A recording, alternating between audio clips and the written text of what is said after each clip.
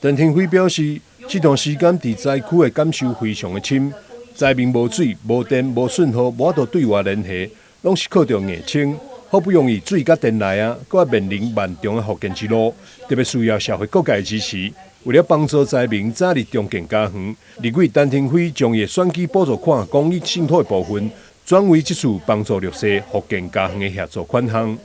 征询了我们台湾银行信托部，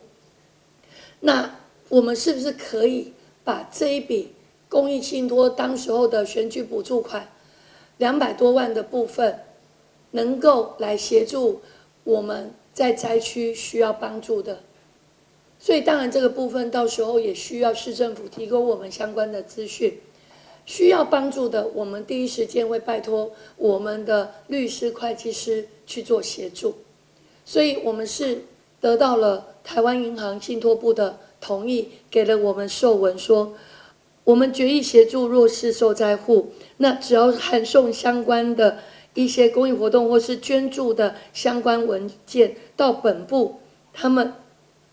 审核无误之后，就可以在1周内拨款。陈天辉也非常感谢正统罗里门圣母庙，因为每当有灾害发生，罗里门圣母庙拢是扮演着抛砖引的角色。这次嘛，捐出300万协助灾民复建。非常感谢，我当时候第一时间我就拜托我们正统路门圣母庙，因为我本身也是圣母庙的名誉主委，我当时候就拜托了郑生祠我们的郑主委，我说可能需要你们的香客大楼。我们的郑主委没有第二句话，就马上责成我们的相关行政人员圣母庙的行政人员，就协助了我们七股很多乡亲的一个安置。这次的丹纳斯台风啊，本庙经过委员会在前几天前就线上那个委员会全数通过这次的捐款是300万为跟那个陈委员跟那个区长他们都很关心这一次的台风的灾情圣母庙